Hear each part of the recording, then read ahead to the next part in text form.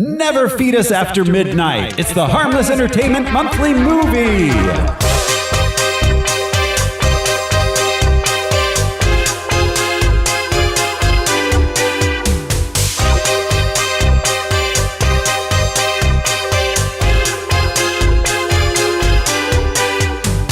Hello, everyone. This is Thoreau Smiley, and this podcast is how I found out Santa isn't real. Who's joining me today? I'm Josh Cece, and fantastic ideas for a fantastic world.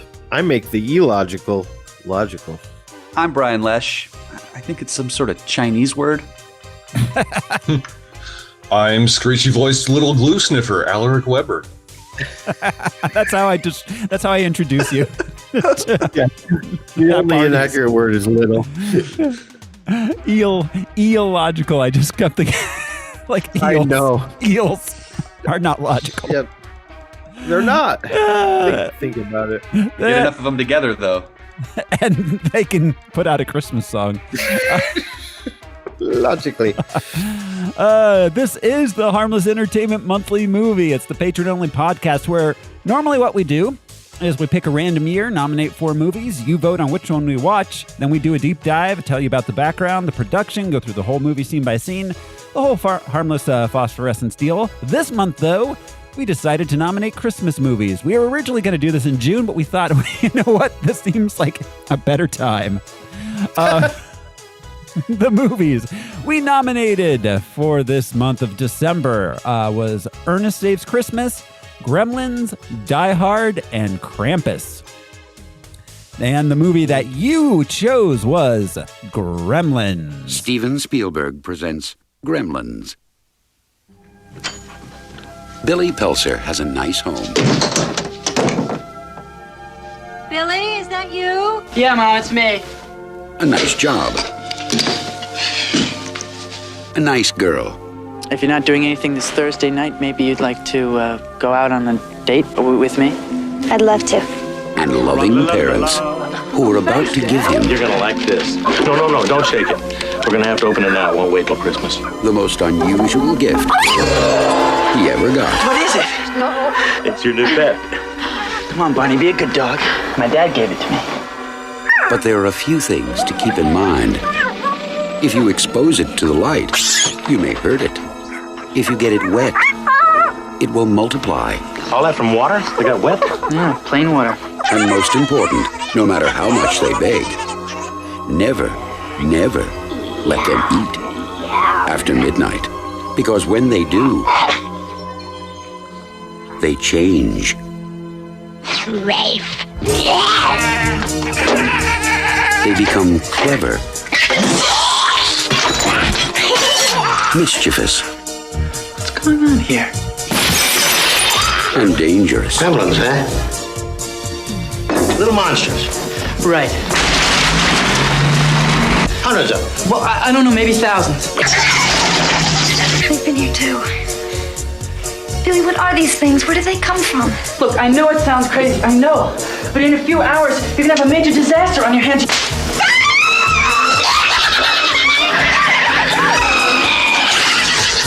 Gremlins, directed by Joe Dante. They'll be expecting you. How big was the margin? Oh, it was. I'd have to look it up, but it was a lot. Like Gremlins. Gremlins came in by a mile. Yeah. Landslide. Die Hard was number 2, but I think it was like Gremlins had like 45% and Die Hard was at like 25%. I watched Die Hard anyways. Yes. So take that. Yeah. Gremlins was released June 8th, 1984.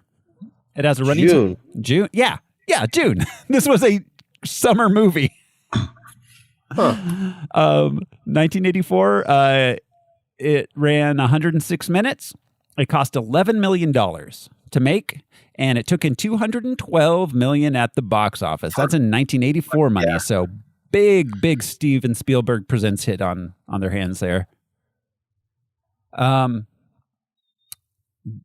means Yeah, he's the first name we see, right? Oh yeah, Steven Spielberg presents, and then everything else. Yeah, and then Gremlins. Yeah. Well, that's he did. That's very common, for him.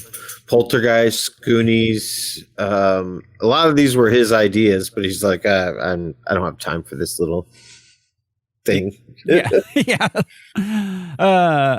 So, guys, I think it's time we play the box office top 10. Yeah. What year? I'm sorry, 84? 84. June right. 84. June 8th, 1984 to be exact. So, guys, this is the game. I was 7. Yeah, I would have been 8. That's so right. take that, Josh. That was a twinkle in someone's eye. I believe at this point, Thoreau, you were still 7. Oh, you're right. Yeah, my 'cause birthday's in August. June. Yeah. Oh, damn it, Josh. You win this round. This came out my birth month. And I remember watching it right before we came to Arizona, basically. Oh, wow. This was a few months before we moved to Arizona, but that's where this sticks in my personal history. We had I think it was McDonald's. They had story discs. Oh, Story records. Oh. Like different chapters, and this really sticks in my mind. We left one of them in the back window of the car, and it melted from the sun somewhere in Oklahoma.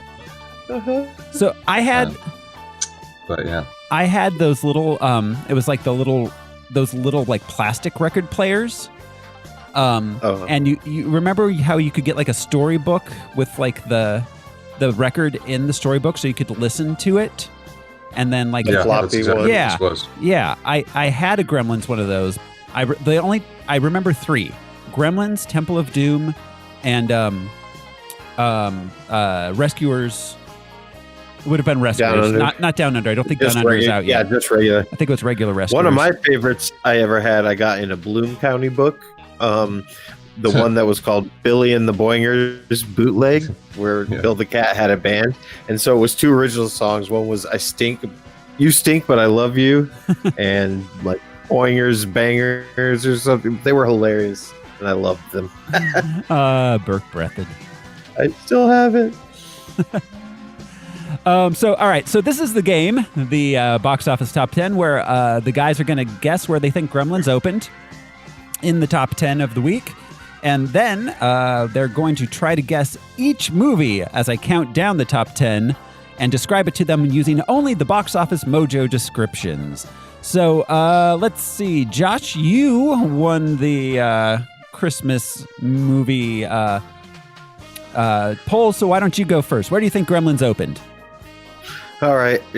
Sometimes I try to spread it out to give everybody else a guess, but those numbers, man, it's got to be number 1. Josh goes number 1. All right. Head on over. Brian, what do you think? Number 3? Brian goes 3. Al?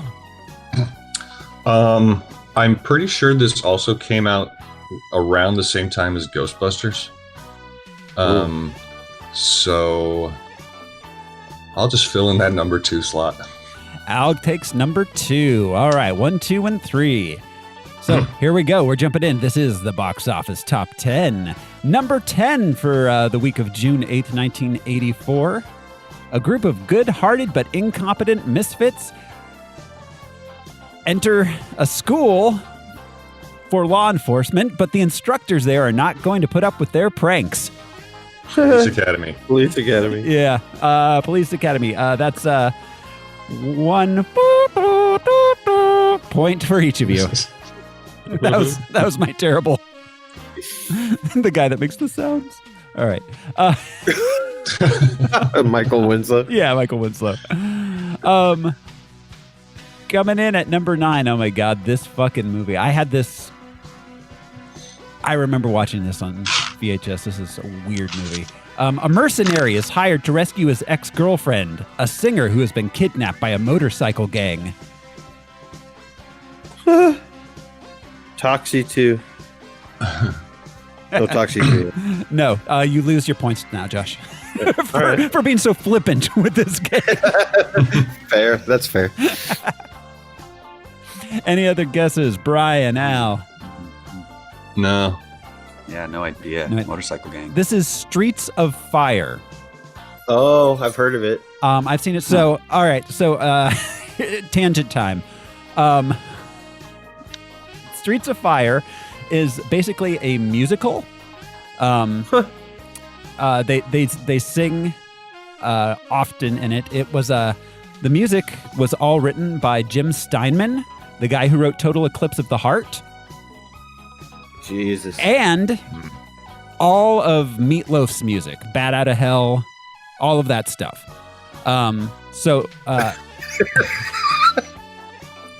Meatloaf. Yeah. Mr. Loaf. Sounds awful. Yeah. So Jim Steinman got his start doing.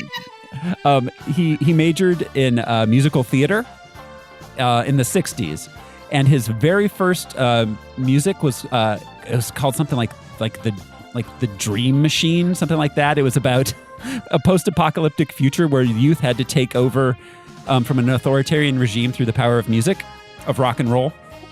But Tommy? Yeah, he grew up in the 60s. yeah, but Tommy. that was like he put that on while he was in college. But the big triumphant number at the end is called Bright Eyes, and it's just Total Eclipse of the Heart. Because like he's just singing "Turn Around, Bright Eyes." Oh, God, that sounds awful. And he then used that same tune in 3 different movie soundtracks, including this one, before actually like turning it into Total Eclipse of the Heart. So those came before Total Eclipse of the Heart. Yeah, Total Eclipse. Oh. Yeah, exactly. Interesting. Yeah, That's more interesting that way. yeah. So he just Yeah, it's been an unconventional way to write a song, one movie at a time. well, yeah, but You lying. he kept using the same song over and over again until he Workshopping it on the big screen. And he ended at Total Eclipse of the Heart. I Yeah. mean, it's a great catchy hooking verb or like phrase, but the rest of the song is It gets stuck in my head Awful. a lot. Yeah, yeah. yeah, I sing it at work all the time, which for no reason. yeah, because it just gets stuck in your head. Yeah, like people's names fit it and shit. Sometimes I'll just turn to Jude and start singing to him because You're just I know like, it's gonna "Turn around." it's gonna get stuck in his head too, and he's just like, God damn it, Dad. It's intergenerational. Yeah. Coming in. Don't look at me. Don't look at me. Turn around. Coming in at number 8 for the week of June 8th, 1984, a struggling young jazz dancer meets up with 2 break dancers. Together, they become the sensation of the street crowds. Beat Street? No. I'm Breaking. Breakin', yes. Oh. The original Breakin'. Josh is, for taking this seriously, knew. you get 7 points. And a It's all worm. about attitude, mister. I knew it was going to be one of the 2. Sass it up. Yeah, Breakin'. Wow. This week's top 10 is crazy, by the way, especially as we get higher up. Coming in at number 7.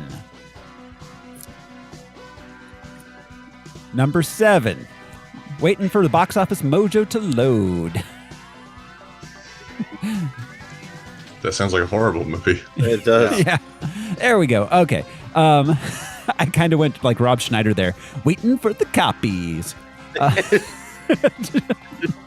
I'm sorry. I promised myself I'd never do a Rob Schneider impression on air. Number 7. A mousy romance novelist sets off for Colombia to ransom her kidnapped sister and soon finds herself in the middle of a dangerous adventure hunting for treasure with a mercenary rogue. Romancing the Stone. Yeah, I was going to say. Yeah, everybody gets that. Oh, my God. Everybody gets a stone. Everybody gets an autographed Michael Douglas 8x10 glossy. That'd be Sweet. fantastic. Yeah, with I was hoping for like a shirtless. hug or a kiss from Michael Douglas, but No, an autographed picture. Fantastic. it would 100%. does the same trick. Hugging Michael Douglas would 100% smell like Bruton cigarettes. I'm into that. Smells like the 80s. Yeah, I don't want to date him. Smells like the 80s, exactly. Newports and Brew. Yeah, there you go. Car Noir. That was the 90s. Like, yeah. Coming in at number 6, a middle-aged unknown comes seemingly out of nowhere to become a legendary baseball player with almost supernatural talent. The Rookie. No, The Natural. The Rookie was about the kid. Oh, that's right. Yeah. the Natural. How did that start? Like an unknown middle-aged? It's like flipping burgers or something? Yeah, an unknown middle-aged... Okay, that's all of us. That's everything. There's like 1% that are yeah. Yeah, exactly. Let's see. That was number 6. Coming in at number 5, opening this week up against Gremlins. An aspiring DJ from the South Bronx and his best friend, a promoter, try to get into show business by exposing people to hip-hop music and culture. Is this Beat Street? Yes. Yes. Wow, same week. Yeah, you get 2 points, Al, for knowing Beat Street came out this week. Except not knowing that at all. I get 2 points for guessing it twice. This was a big week for hip-hop dancing. I guess. Coming in at number 4. An admiral and his bridge crew risk their careers stealing a decommissioned ship to return to a restricted area to recover a body. I had to take out a lot of proper names. Al? Star Trek 3, Search for Spock. Yes, it was. Recover a body. I had to take out a lot. I had to remove Kirk, Enterprise, Spock. Is this the one with the whales in it? No, that's 4. Yeah. Oh, that's right. This is the one where Spock died at the end of 2, but they shot his body into the Genesis planet. Hey, did you know there's food in the Genesis cave, Josh? Enough to last a lifetime, if necessary. Whose lifetime? There's some Vulcans like, I'm gonna run out. Coming in at number 3. Box office mojo. Why are you so in 1935, an archaeologist arrives in India, still a part of the British Empire, and is asked to find a mystical stone. He then stumbles upon a secret cult committing enslavement and human sacrifices in the catacombs of an ancient palace. Temple of Doom, Indiana right? Jones and the Temple of Doom. That's right. Al gets the point. Ma. Yes. Ali Ma. Woo. Yeah, that Monkey brain. Oh God, the monkey brains. Yeah. Delicious. Chilled. Indy at number 3. At number 2. Sorry for all the pauses, guys. Box Office Mojo is being super slow today. We're here for the drama, right? Yeah, I think they add to it. Yeah, it does. Number 2 this week. A boy inadvertently breaks 3 important rules. No girls in your room. No locked doors. Finish your vegetable. Concerning his new pet. And unleashes a horde of malevolently mischievous monsters on a small town. That would be Gremlins. That would be Gremlins number 2. Al gets it. Al, you get 1 point, but if you get it wet, you will get a lot more. 20 points. Yeah.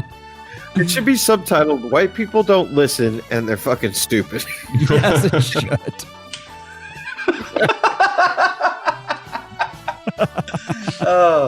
Yeah, if we had a Gremlins problem in this country, we'd have a serious fucking problem. Oh, Yeah, God. and it would have been started by some smart-ass white guy.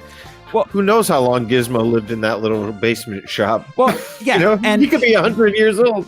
And one thing 2020 has taught me is that every single one of these movies where people are stupid and don't pay attention to easily followable rules is completely realistic.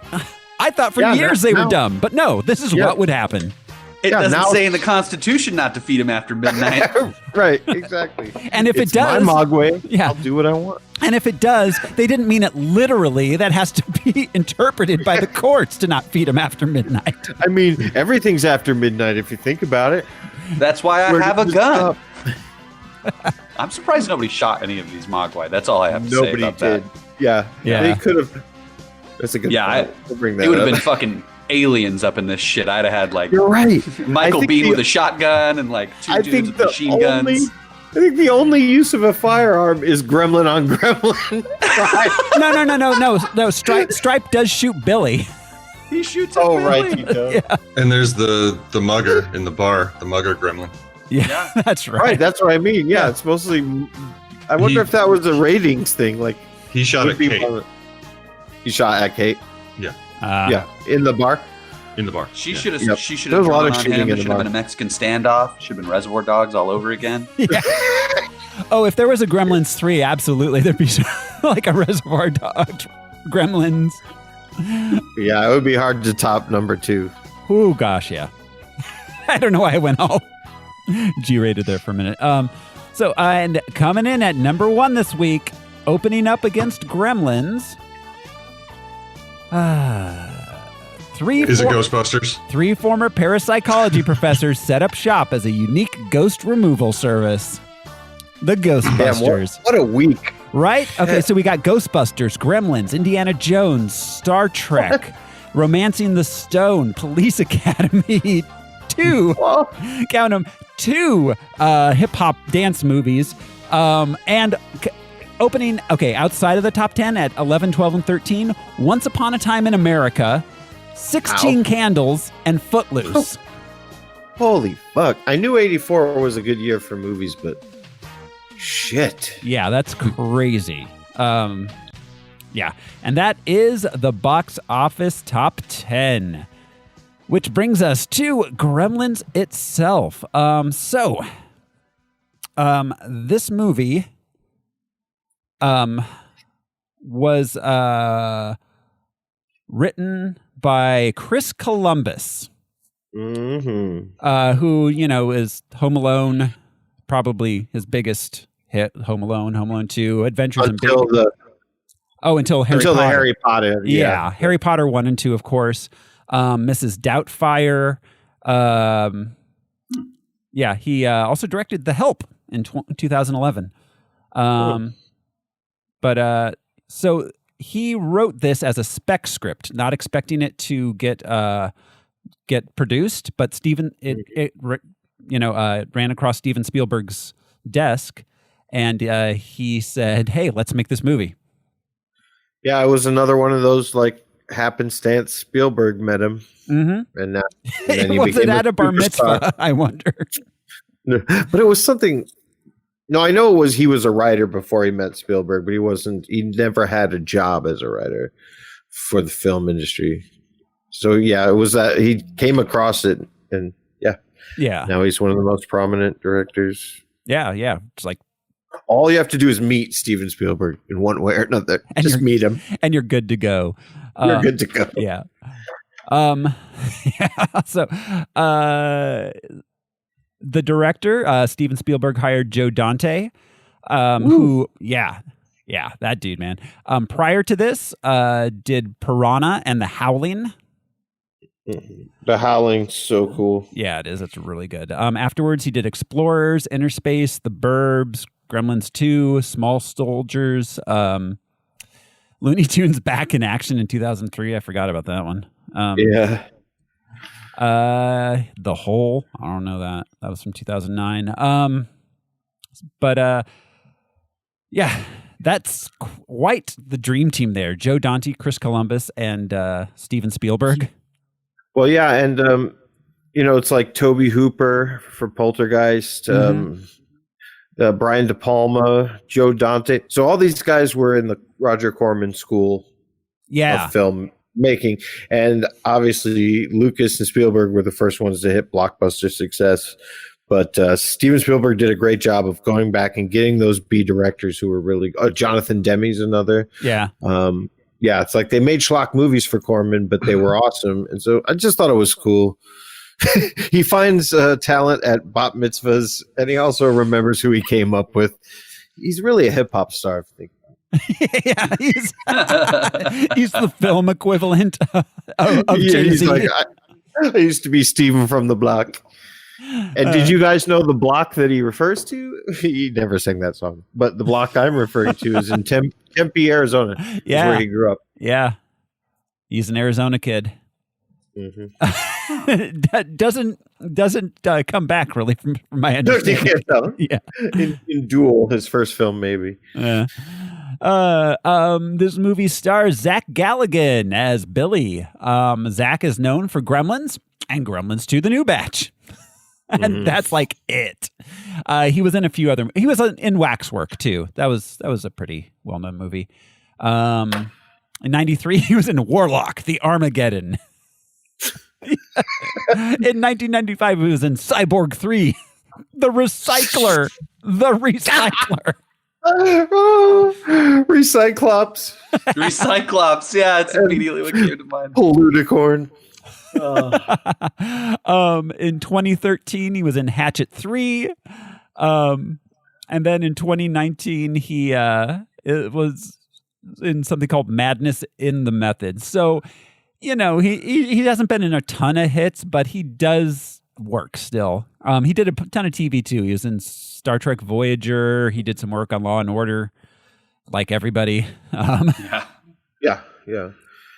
He does a really great job as Billy. I've always thought that he plays the dummy a little too much. Like he seems really goofy and stupid, to be honest. Yeah, he seems like completely flummoxed by everything that's happening all the time, even when it's a normal non-Gremlin related thing. Do we know what state this movie is supposed to be set in? Or is it like a Shermer Midwest? Not even Shermer, Illinois. Anywhere America. Yeah, it's definitely. It felt very Midwestern, his voice. Yeah. That kind of thing. Oh, yeah. It's super Midwestern feeling. Totally. Yeah. Phoebe Which Cates. may be why he's written that way. It could be like Minnesota. Yeah, like a West Coast version of a Midwesterner. It could be anywhere from Pennsylvania through Minnesota, like all of that whole Midwest range there. Phoebe Cates is Kate Berenger. Phoebe Cates. Fast Times at Ridgemont High. Drop Dead Fred. She got her start in the 1982 movie Paradise. In which it was kind of a Blue Lagoon ripoff. Her and the dude that was not the greatest American hero, the Scott Baio's buddy from Charles in Charge and Zapped. Oh, Ames. Willie Ames. Willie Ames, yeah. How did I know that? That's so... Her and Willie Ames. It was basically a Blue Lagoon ripoff, but she does go naked in it a lot. Interesting. As well That was before Fast Times? Yeah, that was her first movie, 82.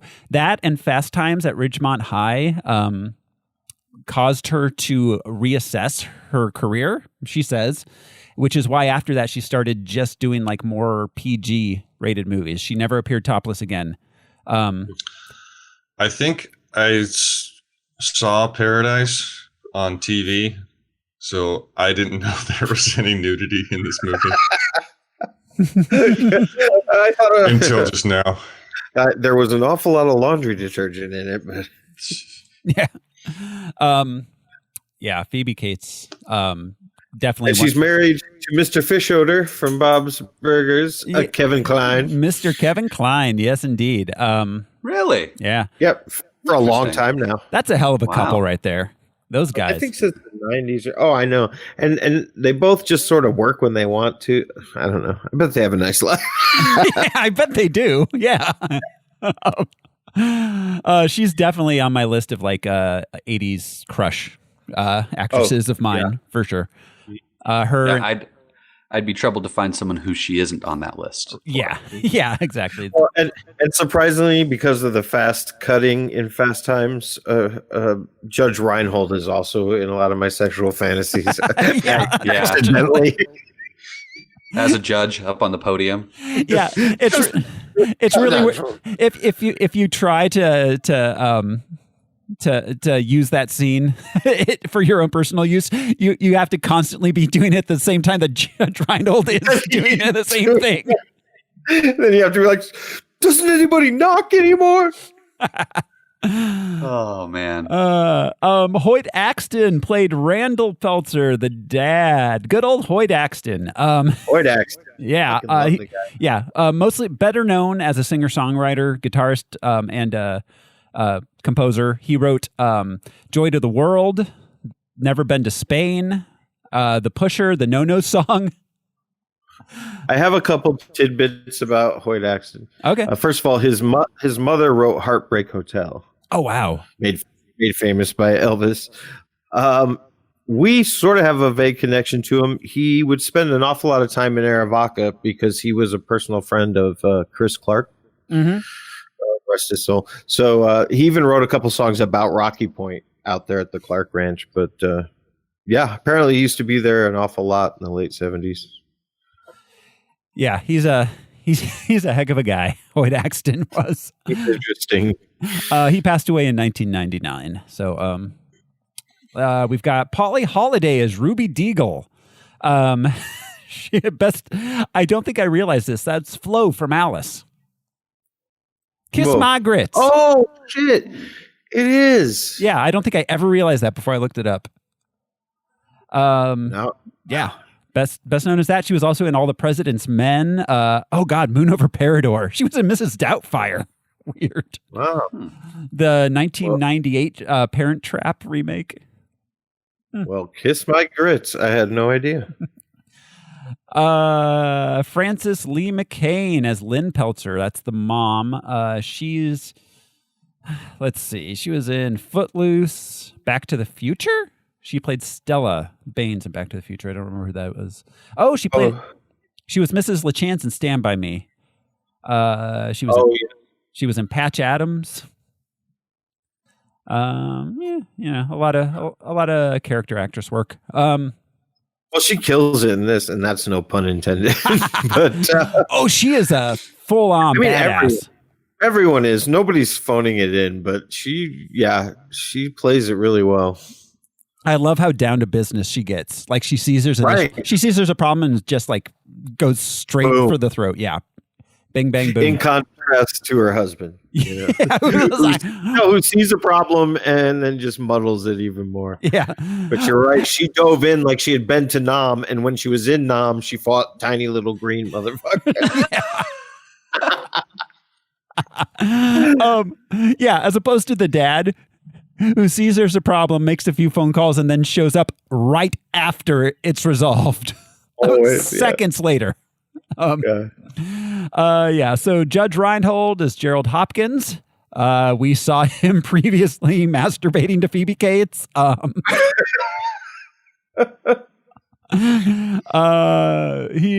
Let's see. His first movie was Running Scared. Oh, I forgot he was in Stripes. Yep. War Games, Beverly Hills Cop. Yeah, all the Beverly Hills Cop movies. A banana in the tailpipe.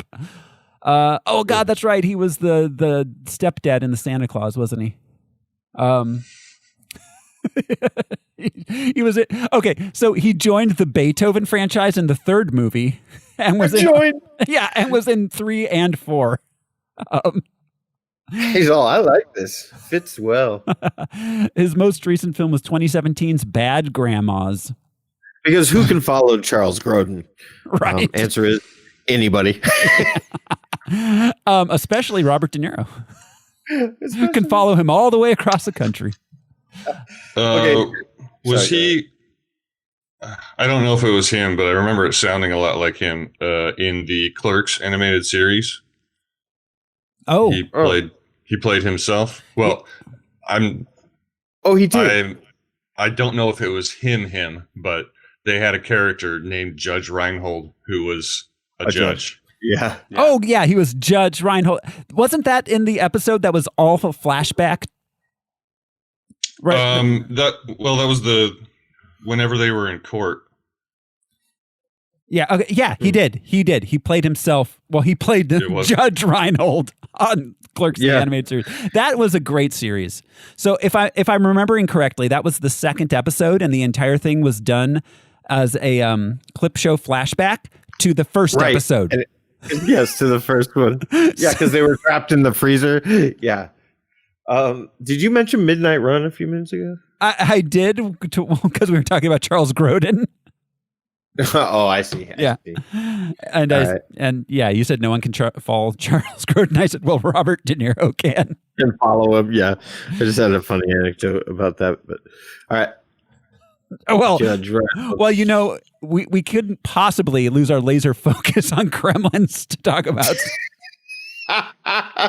Well, all right. When I lived over at Compound W with Dave and Goya, there was this chick that hung around for a while, and she was pretty sketchy and definitely a drug addict. But we were all watching Midnight Run, and we were sort of making jokes about it and commenting, but mostly just watching it. And after so many missteps, I said about Yaphet Kotto, the actor who was playing the cop chasing them. Mm-hmm. I muttered to myself, that guy is the worst cop in the world. And this chick, Melissa, jumped up in a fury and aggressively got in my face and said, did you just call me the worst cop in the world? I was like, no, I didn't call you that. It almost got physical. Tense. Oh my God. I was talking about Yaphet Kotto. I like to think it's because and that sentence didn't help. Yeah. I like to think it's because she actually considered herself a very good cop. A very good cop, that's it. Yeah. So we've got Dick Miller playing Murray Futterman. He's did a lot of Roger Corman work, which is I imagine Joe Dante. Oh, and a lot of Dante. Yeah. I imagine, he was in Explorers, Piranha, The Howling, Little Shop of Horrors, Chopping Mall, The Burbs, Terminator, Small Soldiers. He's, if you see him, you know him from a million things. You're like, oh yeah, that guy. Glenn Turman as Roy Hansen. That was the science teacher. He was in Peyton Place. He was in The Wire. He played Mayor Royce. He was in House of Lies. A Different World. I could be wrong, but I think he was in the last season of Fargo. Okay. I think he was the character Dr. Senator, but I could be wrong. Let me see. He was in Fargo. Yep, that's him, Dr. Senator. Yep. Cool. He was great. Yeah. So we've got let's see, Key Luke as Mr. Wing. That's the wise old Chinese shop owner guy. And Short Round, his grandson. Yeah. Who was just billed as Chinese boy. Yep. Yeah. That's all. Kid has a speaking role, and he's right, just exactly. He's just a nationality. Yeah. I mean, give him a fake Chinese name. Yeah. Yeah. Key Luke was born in 1904. Wow. Fuck. Yeah, he started working in film in 1934. When it was invented, he was waiting around. Yeah. Shit. He was 80 in this. I thought that he had been aged up. Yeah, they legitimately got an old dude. He was, let's see, he was in a bunch of Charlie Chan movies. God, so many Charlie Chan movies. Was he Charlie Chan? He played Lee. Brother, Ricky Chan. He played Lee Chan in the Charlie Chan movies. I've never seen a Charlie Chan movie, so I don't know what that means. But he was in The Green Hornet. He played Kato in the 1940s Green Hornet serial. Wow, that's cool. Yeah, it is. Let's see. Oh God.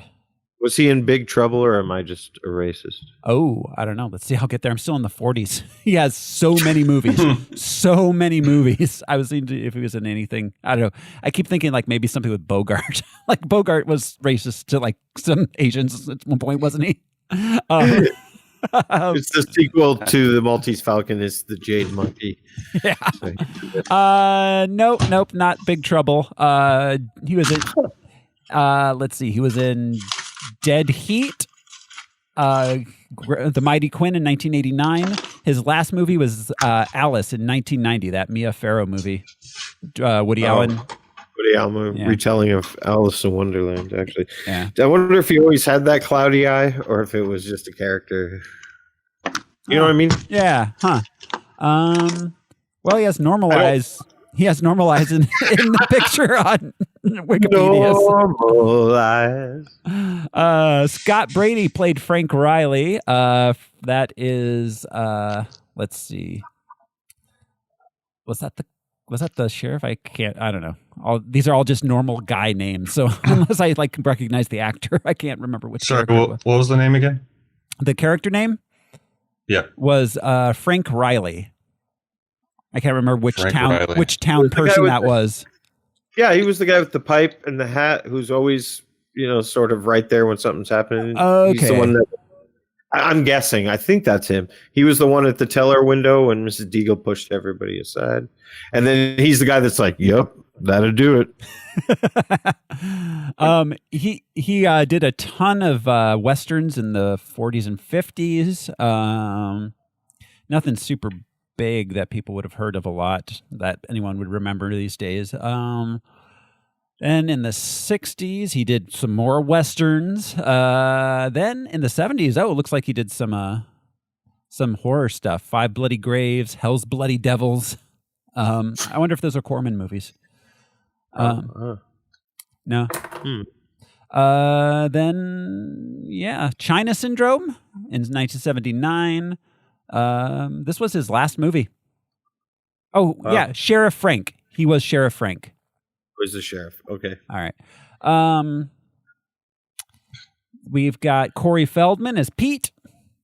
Corey Feldman, of course. Goonies, Stand By Me, The Lost Boys, License to Drive, Dream a Little Dream. Very, very sad story about with him and Corey Haim.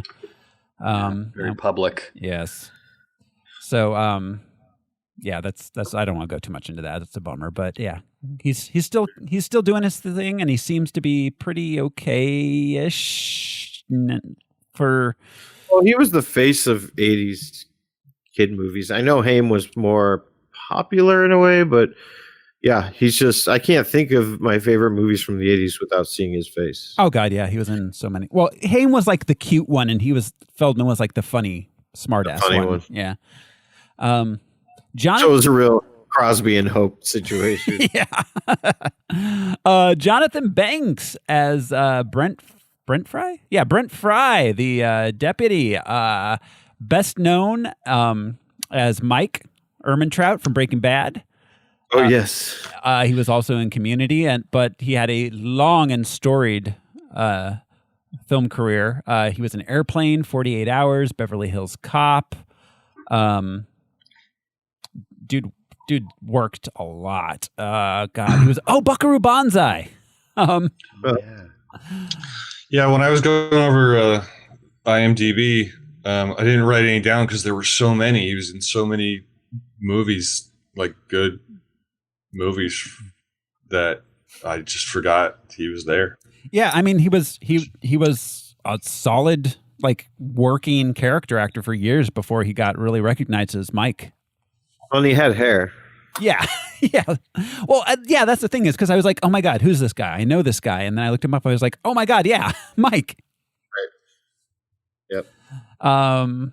Edward Andrews played Roland Corbin, another character actor from the 50s and 60s. He was on the Dick Van Dyke Show, apparently. Oh God, yeah, just a bunch of movies nobody remembers from the 60s and 70s. Glass Bottom Boat, The Trouble with Girls. Oh, he was in Tora Tora Tora, The $1 Million Duck from 1971. He was also in 16 Candles. He played one of the grandparents. Oh, that guy. Yeah. Yeah. Yeah. The one that the one that brought the Asian exchange student. Yep. Let's see. Jackie Joseph as Sheila Futterman. She's Been in a bunch of stuff in the 50s and 60s no one ever heard of. She was in the original 1960 Little Shop of Horrors. She was also on the Dick Van Dyke Show. She did a bunch of TV. Hogan's Heroes. She was also in Police Academy 2, 4, not 3 for some reason. Small Soldiers, and she would return for Gremlins 2. Belinda Belaski as Mrs. Joe Harris. She was in a bunch of Joe Dante stuff. The Howling Piranha, Small Soldiers, as well as Roger Corman's Cannonball. Harry Carey Jr. played Mr. Anderson. Mr. Anderson. Harry Carey Jr., was well known as a Western actor. She wore a yellow ribbon, Red River. Is his dad Harry Carey the sportscaster for the Cubs? I believe so, if I'm not mistaken. His father is Harry Carey. I mean, he's junior, but well, right, but the particular. It's a common name. The guy with the statue in front of Wrigley Field.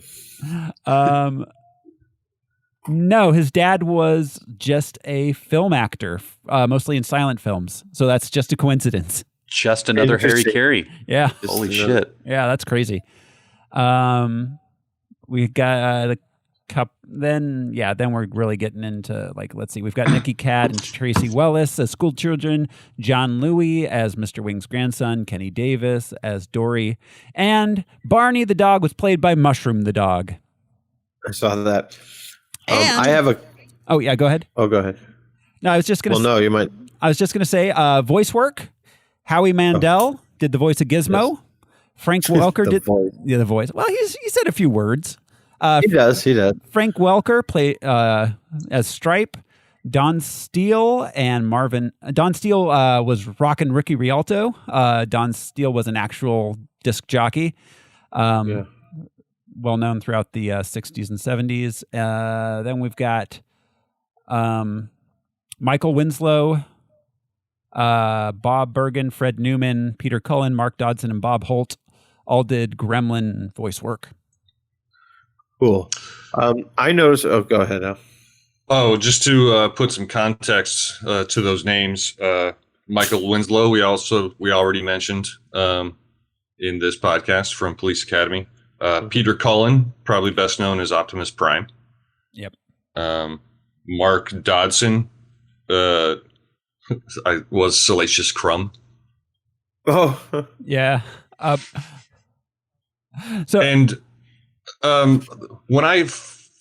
The instant that I heard Stripe laugh, I hadn't looked up any of the credits yet, but the instant I heard the Gremlin Stripe laugh and run away, I knew it was Frank Welker. Yeah, you just can recognize that. Yeah.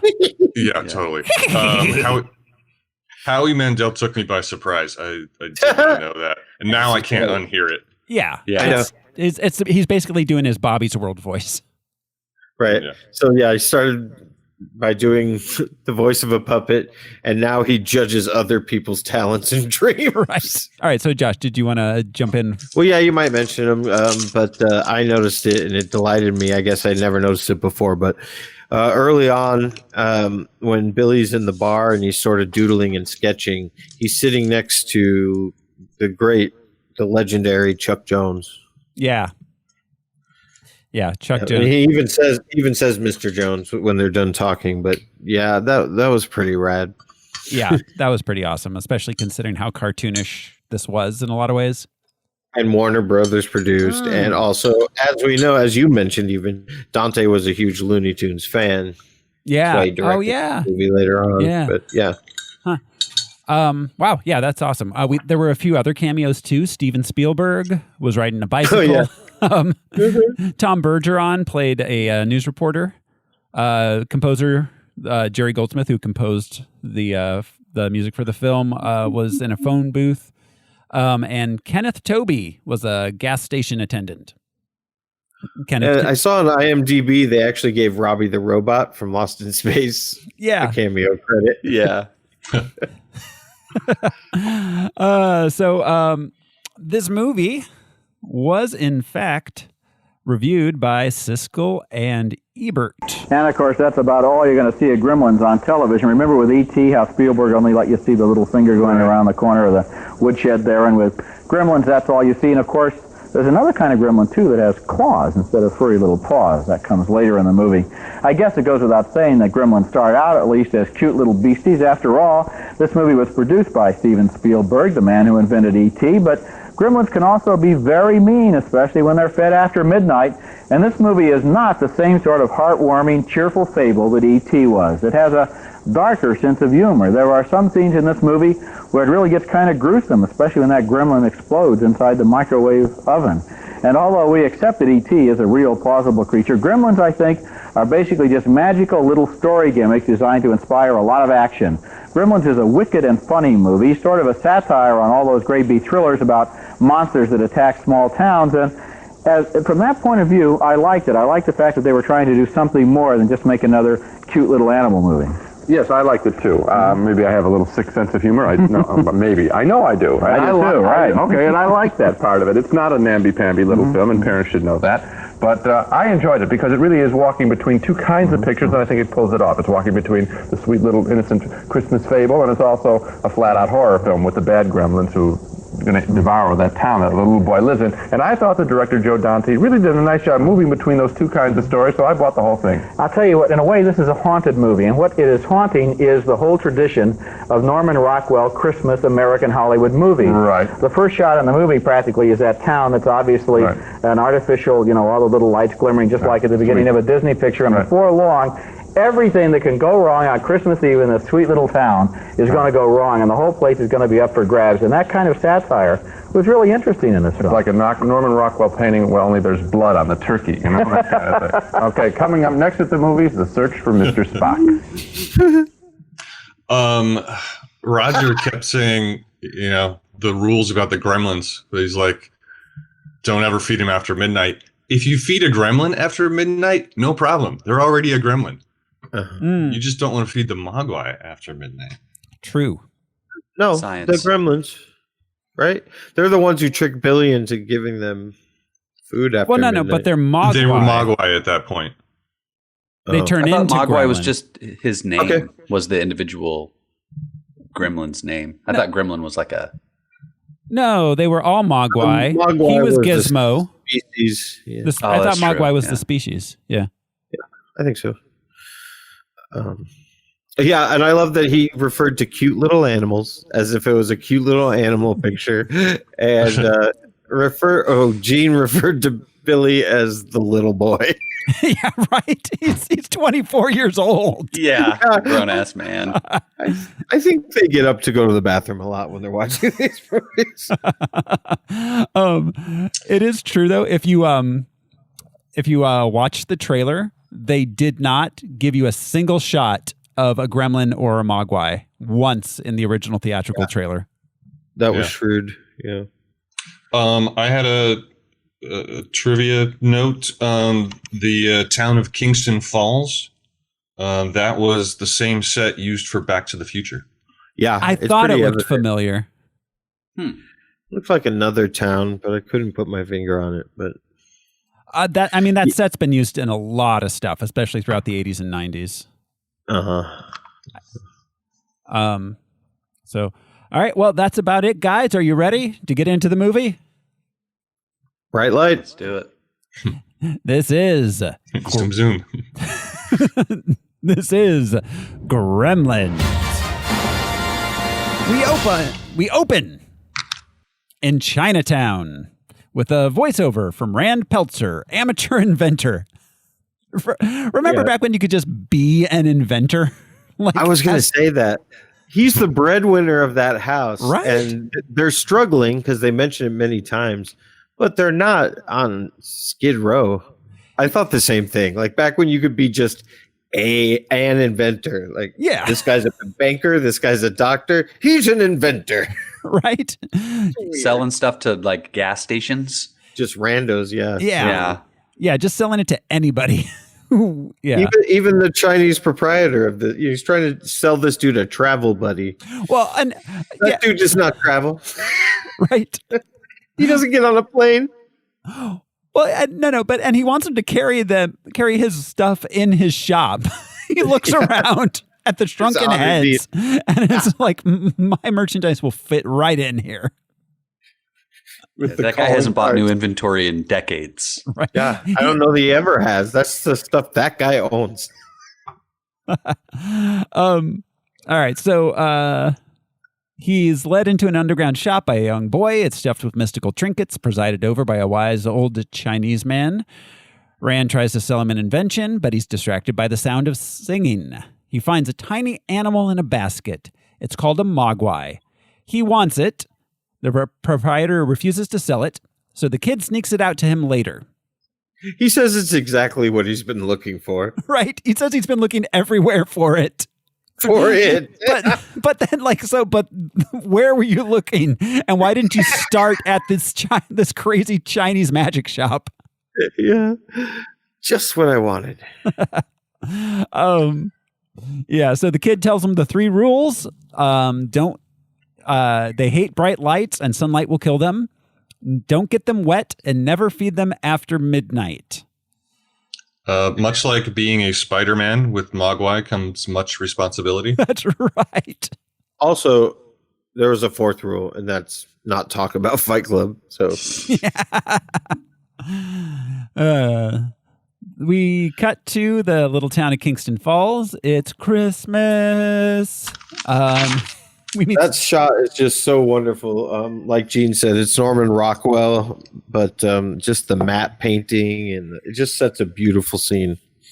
You don't know what kind of movie you're about to watch. No, you don't. And so I just want to say, so I watched this with Jude. It was his first time seeing it, and I don't think he realized what this movie was. I think he thought it was closer to E.T. or like a much more kid-friendly movie. I think he thought it was more like a Disney kind of movie, because he was, or even now as a frame of reference, the child in the Mando show type thing. Yeah, you know what I mean. You finally see Gizmo, and you're like, that's adorable. That's where this is going. Yeah. Is this cute little guy, and there will be some gremlins, and they'll have some wacky adventures. But there'll be some weirdness, but not brutality. Yeah, no. So once things started going off the rails, Jude was losing his mind at this movie. And when she starts telling the story about her dad, he actually made me stop the movie because he was laughing so hard that he simply could not believe what he was hearing. That's crazy. It still disturbs me. Yeah. Yeah. Oh, yeah. Okay, so we meet some townsfolk. We meet Billy Peltzer, Rand's son. Billy's late for work. His car won't start. Everyone knows you don't want to try to drive a VW in the winter in the snow. Especially a block away. Yeah, right? Why are you even driving? So I guess I'll walk because it's a block away. Yeah, this town is only 3 blocks, so. Yeah. I hate foreign cars. Yes. Oh, yeah. His whole deal about foreign anything. Yeah. Very funny. He walks, takes his dog, runs into a few various residents on the way at work. It's actually Futterman that calls them Gremlins, Yeah. I mean, I know in World War II that was a cute little name for, when your engines unexpectedly went out or there was a problem, it was a gremlin. Yeah. But it's cool that Futterman's the one that introduces that. Yeah. Well, in that to the movie. Yeah, I guess we didn't talk about the origin of the concept of gremlins. That is a pretty modern thing. They're not like an ancient folkloric creature. They're a modern folkloric creature that does have its origin in the 40s, like you were saying with World War II airplanes. They would blame it on gremlins. The next most famous thing we saw about gremlins prior to this was the Twilight Zone, the William Shatner episode with the gremlin on the airplane wing. Yeah. Yes. And then oh my God, it's Judge Reinhold who's in the remake. No, Lithgow. John Lithgow. Oh, that's right. Yeah. Which was the Twilight Zone movie that was directed by Steven Spielberg. That portion. So, but also I remember where was he? Okay, I'll use this picture. But anyways, the gremlin from these Disney cartoons from around that time. Shit, I don't know. I remember those. Anyways, he had little like airplane wings for ears, I think, and a big red nose, and like Donald Duck would be driving the plane and he'd just be ripping. I remember that. Yeah. There's that, and then of course that the Twilight Zone one was parodied on The Simpsons Treehouse of Horror, where Bart saw the gremlin on the side of the school bus. Yep. So, all right. So, Billy shows up at work with his dog. We meet Kate, his love interest and coworker. Then mean old Mrs. Deagle shows up. I found it interesting how anti-capitalist this movie was in a lot of ways. Well, okay, no, but so there are two archetypes that Mrs. Deagle is totally inhabiting. Yeah. And to speak of the capitalist thing, she is basically Mr. Potter from It's a Wonderful Life in Bedford Falls. In fact, it's called Kingston Falls. Yeah. Like Bedford Falls. And then obviously she's channeling Irma Gulch from The Wizard of Oz. Yeah. She even says, "I'll get you." She doesn't say "near little dog too," but so she's just, but it's not hokey. She's just owning it so well. 100%. Well, and even when she comes stomping up to the bank, the music that Jerry Goldsmith composed for that is almost the Wicked Witch music. The dun dun dun dun dun dun dun dun. Yeah. Yep. Clearly referencing both of those things. Yeah, definitely. And she's sort of Scrooge like when the mother comes up with her two, freezing children. Well, yeah, and she's like, could we have an extension? No, and she says, "Well, Merry Christmas." And I expected Deagle to turn around and be like, "Well, Merry Christmas," sort of like Scrooge does, But it's Christmas, sir. Oh, Merry Christmas. Yeah. So, all right. So she goes in, she's a big property owner there. And we heard at the end of the movie that her husband was her ex-husband was jailed for, I can't remember if it was insider trading or tax fraud. Convicted stock swindler. Stock swindler. Yeah. We heard that on TV at the end. Yeah. She has the snowman head. Billy's dog broke the lawn ornament. She wants to put the dog to sleep. She wants to kill the dog and says it'll be kinder than what I would do to him. What does she say? She says something that she will do. Because that other older guy's like, "Yep, that'd do it." I don't remember, but all right. Yeah, this movie, I like how the dog is increasingly getting more upset based on what's being said. Yes. And the dog finally has enough with Deagle's last threat. It's not how a dog behaves. So, yeah. He's all, what? This bitch right here. He's like, get my name out of your mouth, Deagle. Yeah. The dog jumps on her. She freaks out and does the whole, my heart. And then Billy gets in trouble with his boss about it. She's super Karen vibes from Mrs. Deagle. Billy that night goes to the pub where Kate moonlights as a waitress. She works there for free.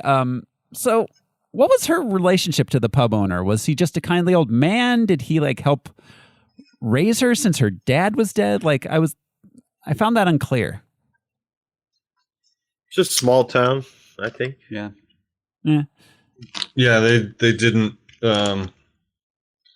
elaborate on their actual relationship. Because she was she had a petition to have Dory's the bar declared an historic landmark. Mm-hmm. She had Billy sign earlier, but I think, and she's doing this.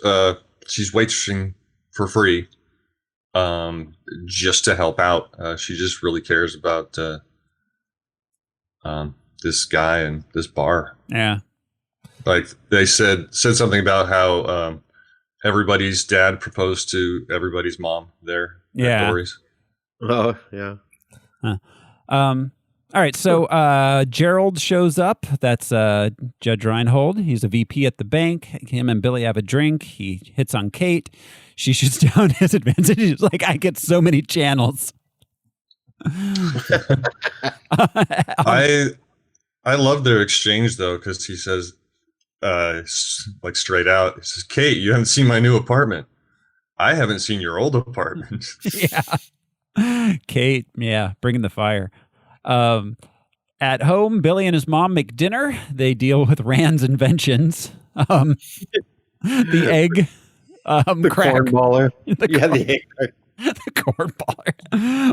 Well, and the next morning there's a juicer. Like, juicers already exist, Rand.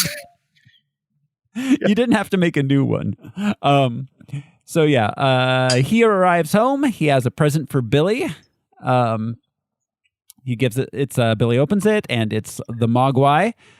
Rand names it Gizmo and tells Billy the rules.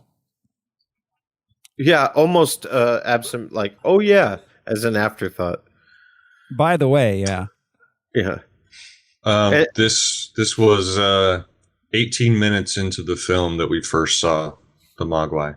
Mm-hmm. We first saw Gizmo. Well, I mean, they were 100% like saving that shit.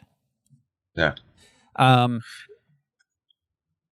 Billy and Gizmo do some bedtime bonding and then go to sleep. That came out weird. Gizmo gets injured like right away. Yeah, and the light thing, it takes him 4 or 5 lights to remember that that's a drag for him. Right. Yeah. Yeah, no, and Billy, again, is just befuddled by everything. Later on, when he gets Gizmo wet, he's like, it was just normal water. What's happening? Like, you were told not to do that. 3 rules. 3. You fucking assholes. Yeah, 3 rules. Stay home, wash your hands, wear a mask. Why can't you do it? Exactly. Now we all have gremlins. Thanks a lot, dicks. All right. So, the next morning, Billy has to contend with his father's homemade juicer. Pete, Corey Feldman, brings a Christmas tree over. He was dressed as the Christmas tree, having to deliver Christmas trees. I loved it. When he's first introduced, you never even see his face. Yeah. You know, you don't know who's in there, but yeah, very funny. So they go up to Billy's room. Billy shows him Gizmo. They spill water on him, and 5 little puffballs spring off his body and hatch into 5 Mogwai. That shit was disturbing. Which at this point, it was. Yeah. I remember as a kid, and the way he's writhing. I love how Corey Feldman is disinterested after the crazy water thing happens. He's like, yeah, oh, cool. I'm going to read this comic. Yeah. He's like, I'm over it now, basically. Yeah. So there's one with a mohawk that they call Stripe. None of them are as nice as Gizmo. Gizmo seems pretty upset about all this. Yeah, he does. If he could talk, he would tell Billy, but Billy picks up no emotional cues whatsoever. None from this animal, which is nothing but a furry little ball of like emotional communication. That's all he does. Right, is communicate emotions, and Billy gets nothing. It's now whistling in a minor key. Yeah, exactly. Yeah, his ears go down and his little eyes like go up, like. And Billy doesn't care, like you just said. So not only the responsibility of having one completely unknown species as a pet, but suddenly there's 5 or 6 more, and he's like, It would be like if you're sitting at home and your dog started bubbling, and suddenly there were 7 other dogs. And you're just like, well, that's what happens with dogs. As a man who lives with 2 chihuahuas, that is a nightmare scenario. It is, but would you just go to bed like moments after? Yeah, exactly. I'll see what they're up to in the morning. Tell your dad, and your dad's just like, maybe we should sell him. Yeah, that seems like a good idea. Let's put Gizmo in the shower. They're like tribbles. Yeah, they are. Yeah, exactly. So that night, Billy goes out and finds Barney the dog tied up and Christmas lights outside. The family blames Mrs. Deagle. Rand says he'll take Barney with him and leave him off at his parents' house on his next trip. He's going to be home on Christmas Eve. He's got a big Convention. Yeah, the convention. I like how when he calls home from the convention, he's like clearly like way out of his depth. And he says like a lot more advanced than I thought. It's not all bathroom buddies. Spielberg rides around him a couple times. Yeah. So Billy takes one of the Mogwais to school to show Mr. Hansen the high school science teacher. And this lab is very sophisticated. Yeah, so what I love is the fact that the high school science teacher wearing a lab coat decides to do experiments on this animal that no one's ever seen before. Hypodermic needles and serums that he has. I don't know. I remember my science classes. It was like the model of the inside of a frog, and then like maybe a double helix model that's been put together. Yeah, like it was a big deal. It was a big deal when we got starfish in to dissect. Like they did not have the equipment or the know-how to do experiments on an all new kind of animal. Right. Apparently, Kingston Falls High School is just like the place for genetic research. It's just a furry fetal pig. That's all it is. That's all it is. Yeah. Mr. Hansen, he's the leading scientist in the nation. The leading scientist. He would have been a doctor had he not decided to dedicate his life to teaching the children of Kingston Falls. Yes. He's the number one in the nation, but based on American Top 4 rules. Oh, dear Lord. Yeah, because he's the one we see. Because he's the one we see. Yeah, exactly. I wonder how much the science teacher from Stranger Things is based on this character. So much. Yeah, I hadn't thought of that before, but yeah. Yeah, because they're so buddy, and yeah, he is obviously smarter than your average science teacher. That's a good point. Very invested in like, oh, you're curious. Right, yes. Let's go all the way and explore everything about this. I'm going to get it wet right fucking now. Right. That's one of the rules. Give me a bucket. Yeah. We're dunking this thing.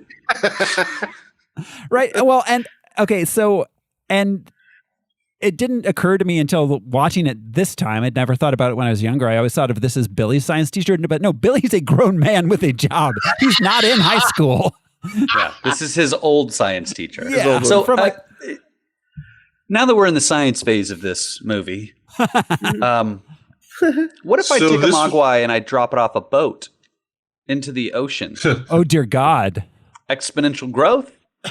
Right. Yeah, because all those Mogwai. The other ones would, yeah. I mean, we saw what happened with just a swimming pool. I assume with the ocean, the world would be overrun with Mogwai within days.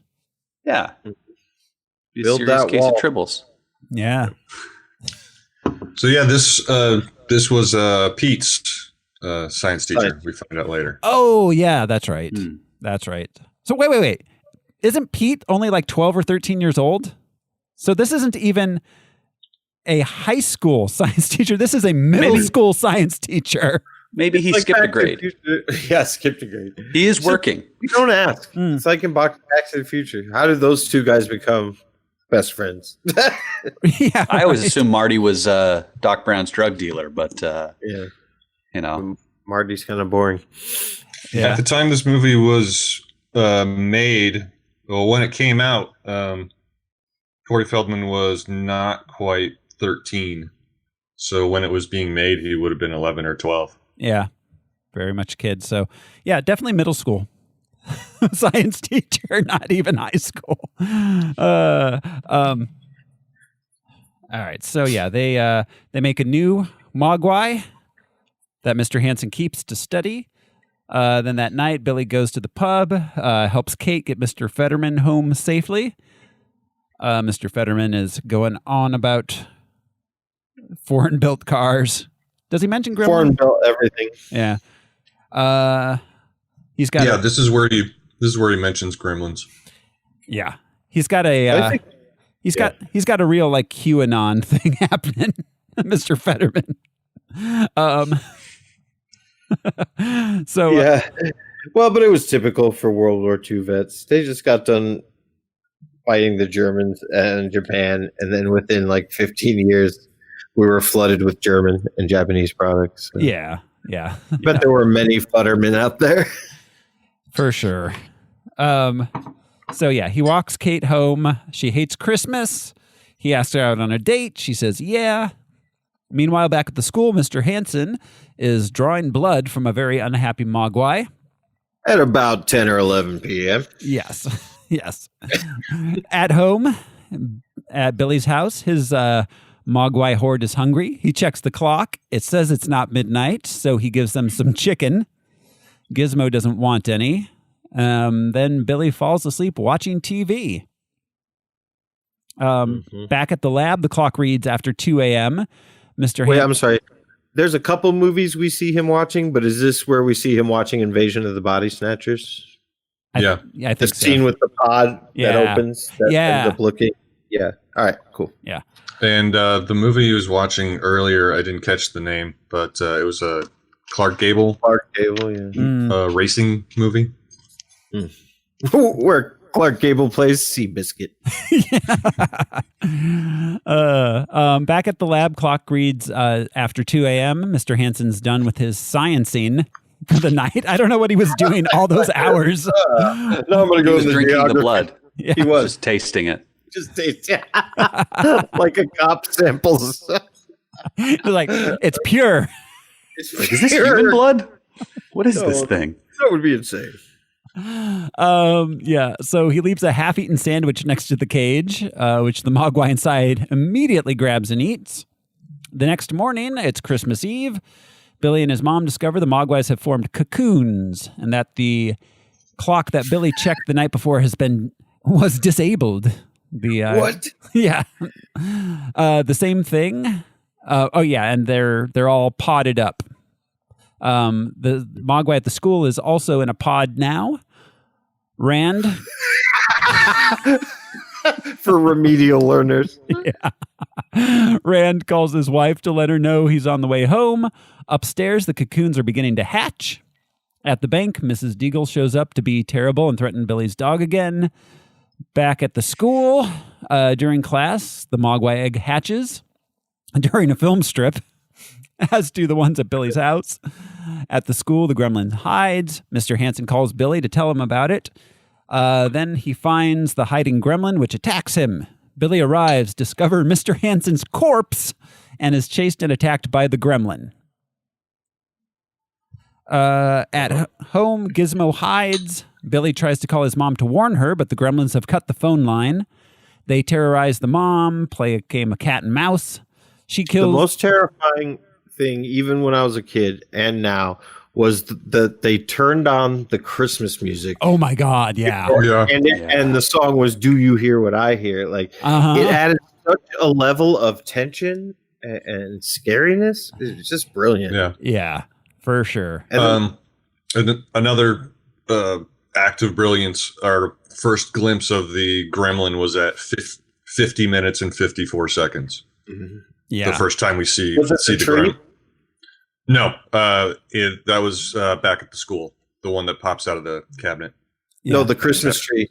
Remember, she keeps getting closer to the Christmas tree. She sees two glowing eyes. No, I know. I was talking about something completely different. Oh, I thought that happened in... Okay, go ahead. I was just saying that the first time we see a gremlin was the 50 minutes and 54 seconds. And it was in almost the school. Halfway through the movie. And how do we see it? It was the one at the school, popping out of the cabinet in the infirmary. Oh, far out. I thought it was first revealed at her house at the... No, all right. Yeah, it's the one at the school. Then we see the ones in the kitchen. Then we see the tree one. Yeah. Okay. Yeah. So yeah, she kills one with the food processor. Another she stabs. The third she puts in the microwave. The fourth attacks her jumping out of the Christmas tree. At that point, Billy arrives, kills it with a sword. Stripe escapes the house. Billy takes his mom to the local doctor's house and is like, "Stay here so you don't have to be in the movie anymore." I loved how after she stabbed the second one and then is getting attacked by the third, the second one is still twitching on the counter. Yeah. Oh, I didn't notice that, but that's awesome. Well, and let's not forget, I was going to bring it up later when we see so many, which there might have been some artistic license there, but this is all Stan Winston. This is all practical effect shit. This is puppets and stop motion. Yeah. And it really adds. Now that we've gotten so used to CGI and you go back and look at it, it makes this movie a lot scarier. Being able to see them in 3 dimensions, it's wild. Yeah, them actually existing in real life makes things so much cooler in a lot of ways. So, all right. So, he goes home. He finds Gizmo hiding in the dumbwaiter. They track Stripe to the YMCA, only to be attacked. So the Stripe knows what a YMCA is, and he knows what it entails, what's inside of a YMCA. No, the Gremlins seem to have a lot of inherited knowledge about a large array of pop culture and just the way the world works in general. Civil culture, just how our society functions. Yeah, they really do. So Stripe jumps into the pool, causing thousands of gremlins to spring into existence. Billy runs to the police station to tell the cops everything, but they're drunk and don't believe him, even after he shows them Gizmo. Well, and then a callback to that is in Goonies. When Chunk goes to the cops, they even reference Gremlins in that. They're like, sure, Lawrence, and all those little creatures that took over your house. Like, you know what I mean? Yeah. And so it's the same sort of scene, but then in Goonies, he's talking about Gremlins. It's just cool. Yeah. Yeah, that is. The movies we had as kids were cool. Meanwhile, the Gremlins are terrorizing the town. First, Mr. Fetterman's attacked with his own plow. Then they attacked the priest in the mailbox. That was that character, a British character actor. Was he on WKRP? I know who you mean. Yeah. Then they mess with the traffic signals, causing accidents. The cops get some calls and head out to investigate, though they still don't believe Billy. Then, meanwhile, the Gremlins murder Mrs. Deagle with her chair. Yeah. All her cats are named after units of currency around the world. Oh, huh. The first cat she addresses is Kopek, which is in Russia 1/100th of a ruble. It's like a Russian cent. And she says, like, Kopek's a bad kitty. I guess because it's Russian. But then the cat on her lap is Drachma. Oh, okay. And then the other cat she names is, she calls by name is Dollar Bill. He's the favorite. Yeah. Huh, interesting. All right, so so she dies. Then when she opens the door and they're caroling, that was just such a fun moment that they're all dressed up in the earmuffs and the scarves, and they have the songbooks. So this also brings singing the Gremlins theme. Yeah. Yeah. Okay. Okay, I'll save it for unanswered questions. All right. So, and then, but then she closes the door and says, "Oh no, they've come for me. I'm not ready." Who are they? Who are they? All right. So, like she's expecting them. Right. They finally. Based on their savvy and their knowledge, I'm pretty sure the Gremlins took over the local TV affiliate station. Oh yeah. Or she found out that way. Like it's 10 o'clock. Do you know where your Gremlins are? So all right. So yeah, they cut the brake lines on the police car, causing an accident. Then Billy heads out to see what's going on while his dad is traveling home and selling smokeless ashtrays. They were both a little drunk, the sheriff and the deputy. Oh yeah. But Deputy Brent, I don't know. I really felt for him, like when he's watching these guys get attacked, and he's just like, "Frank, I really think we should go now." Why don't you start the car? Because I'd really like to go back to the station. Yeah, no, I believed him. Yeah. All one sentence. Yeah, what kind of crime is there in Kingston Falls? Yeah, exactly. These are some very old-timey, like neighborhood sheriff deputy kind of guys, Barney Fife. Well, they caught the stock swindler. Yeah, that's true. Yeah, Mayberry. Then at the pub, the Gremlins have taken up residence there, and we get an extended Gremlins doing pop culture stuff sequence.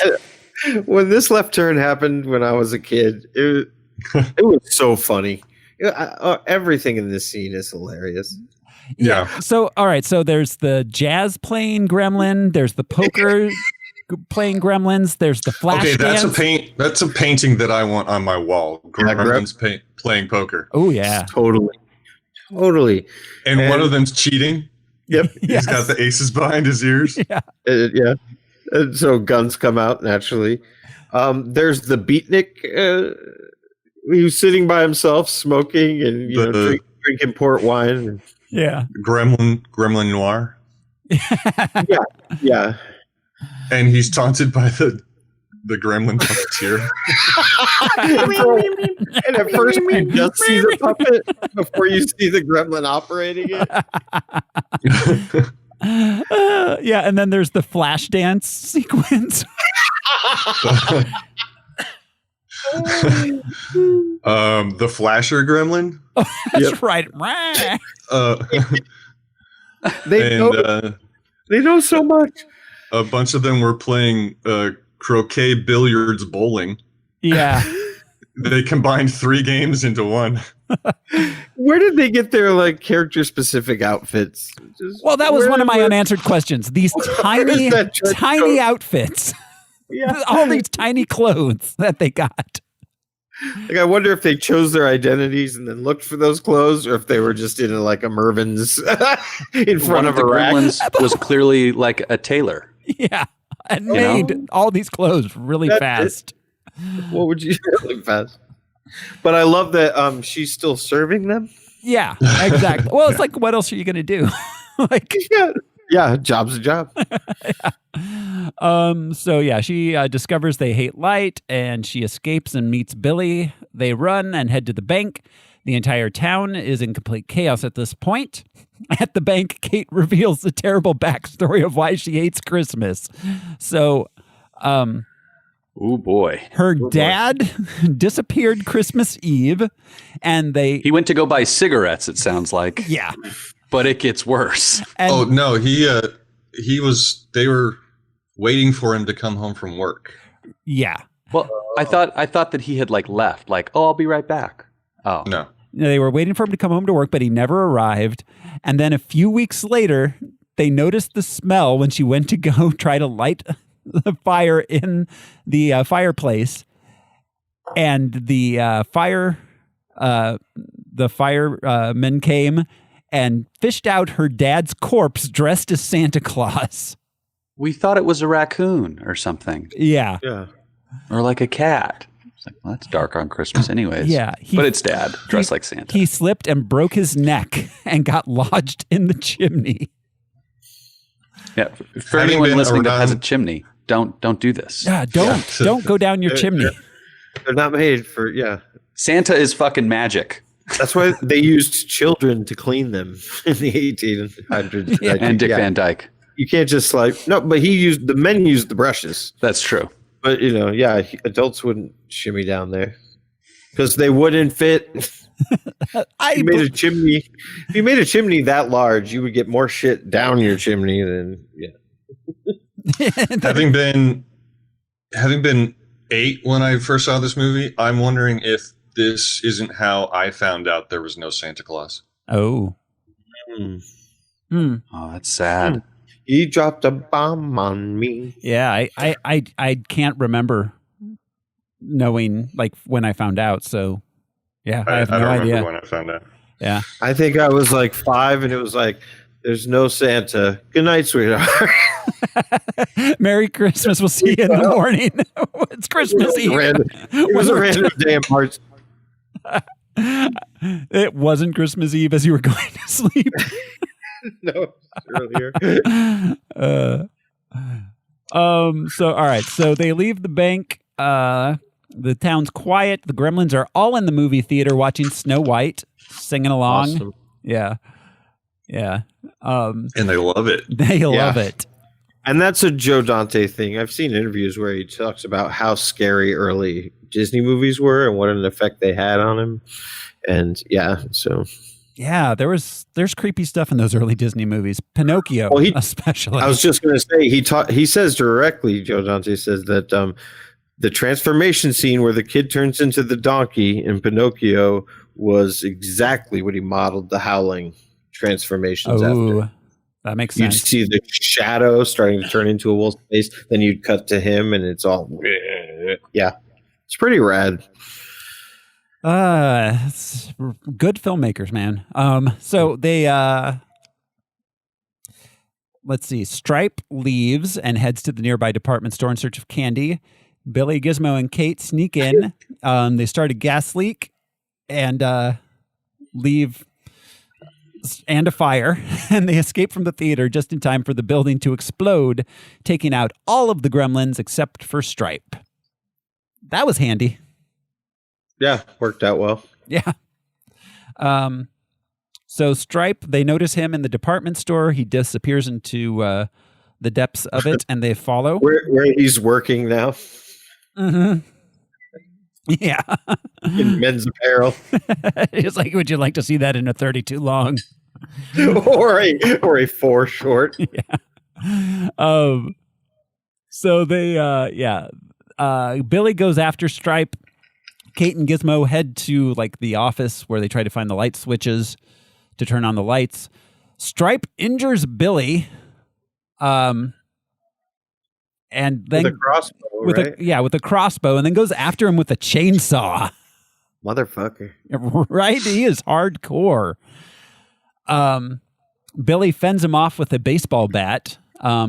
He's about to kill Billy when Kate turns the lights on, causing Stripe to run into the shadows. Stripe spots a fountain that he tries to get to while shooting at Billy. Meanwhile, Gizmo has found a tiny car that you can actually drive. What? It's a Barbie. Yeah. Yeah, it has a motor apparently. And the steering wheel and pedals work, it would seem. Right, it's not an RC car. Yeah. So Gizmo arrives in the tiny car, crashes into like the blinds, which open, causing the morning sun to hit Stripe, who like melts and disintegrates in this big bubbling, disgusting, sloppy mess. What a world. Yeah. Yeah. Rand shows up just in time to not help anybody.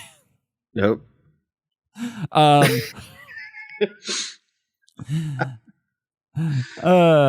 at home that night, they watched the news about the destruction. Rockin' Ricky had his own adventures all night long and fought off the Gremlins. We discovered. Oh, yeah, right.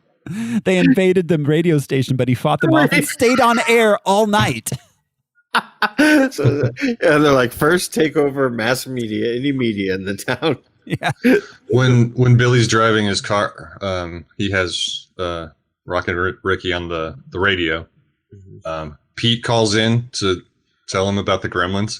He's like, I've had enough of this War of the Worlds crap. And then you hear his voice just like, hey, what's that? Who's that? Hey, is that a Rockin' Ricky fan? Hey, you're not a Rockin' Ricky fan.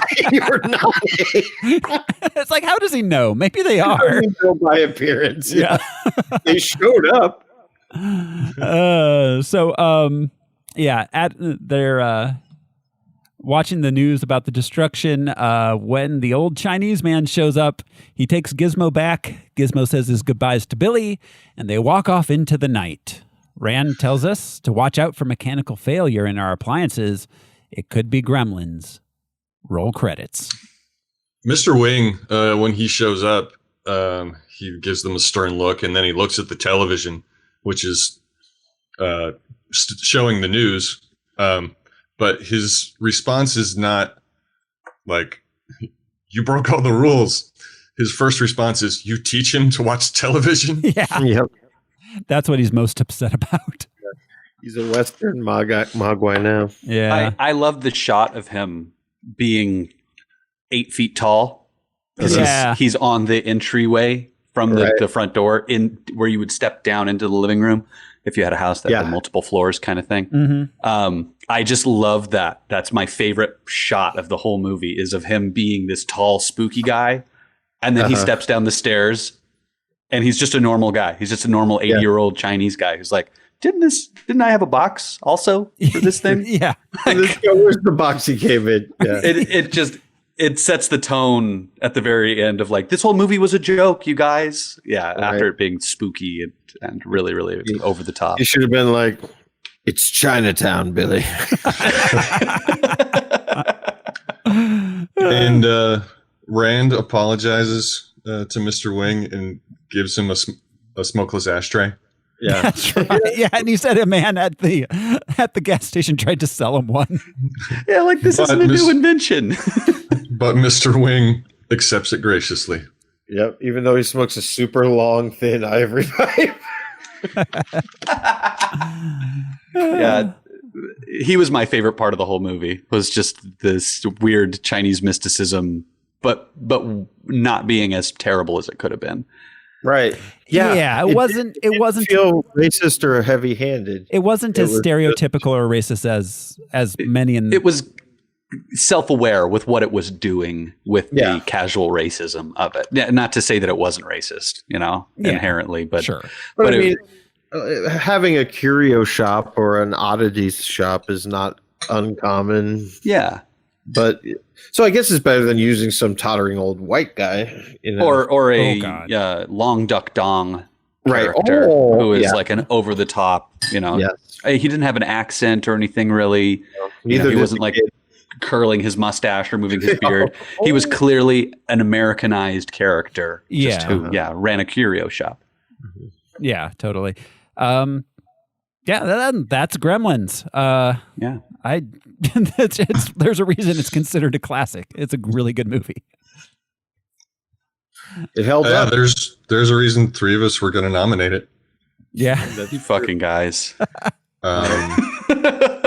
Brian's kind of salty about Die Hard still.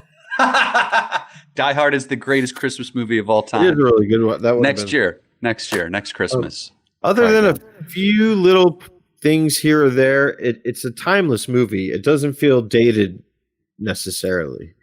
Like I said, there's a couple items even in props and set direction, but it doesn't feel dated in one specific time. Yeah, which makes the movie great.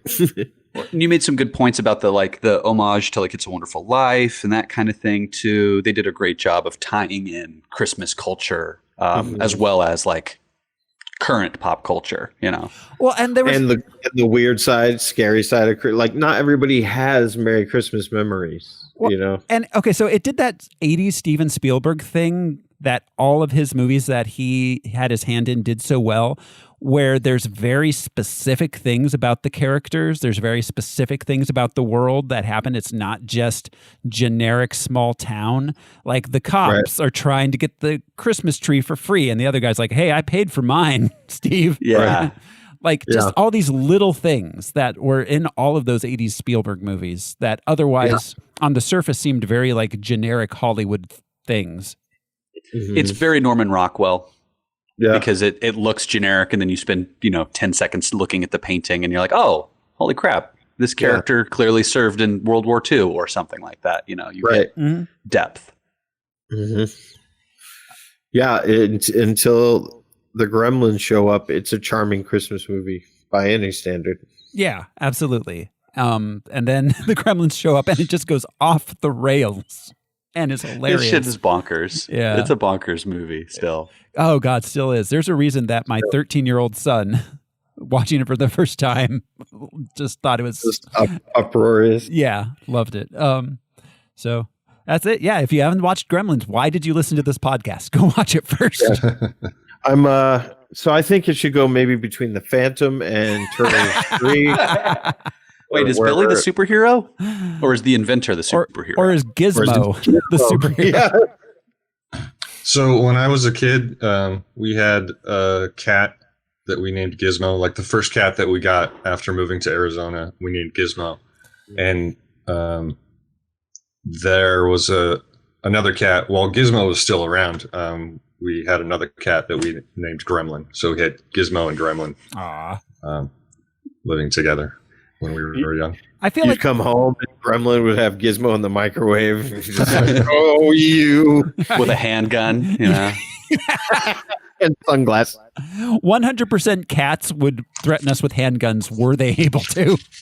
Yeah, if they had opposable thumbs and fully articulating fingers, we'd be shot for our food.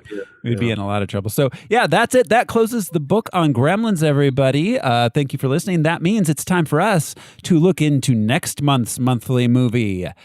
We are going back to our yearly, our year method of choosing movies. And for January, our year is 2002, a year that does indeed exist. So, would anybody like to go first in their nomination? Al? I will. All right, do it, Al. I think I'm this year, the movies, I was not happy with the selection until I found Bubba Hotep. Oh, that's a good one. That was on my short list. Movie. That's a good one. Good one. Yeah, Mr. Bruce Campbell doing Elvis. All right, great. Yeah, that's exciting. All right. Well, not just that. Ossie Davis doing JFK. Oh, that's right. That's the crazy. Yeah. Right. Anyway. I don't think I've seen this since 2002 or maybe 3. Yeah, it's been a long time for me. Like definitely near that time. Yeah. Nice. That's a good one. All right. So Al, Bubba Hotep, Brian. Kung Pao, man. Enter the Fist. The year that came out, I read an interview with Bill Murray, and they're like, "Are there any movies you saw this year that were good that you'd recommend?" He's like, "I liked Kung Pao." And then silence, and then no other answers. It's the only movie he mentioned he liked. no other movies. Just him going for a minute and a half. He found it endearing. I love that movie as a kid. That's a lot of nuts. I still quote that movie way more than I should. My name is Betty. I don't believe I've seen this movie.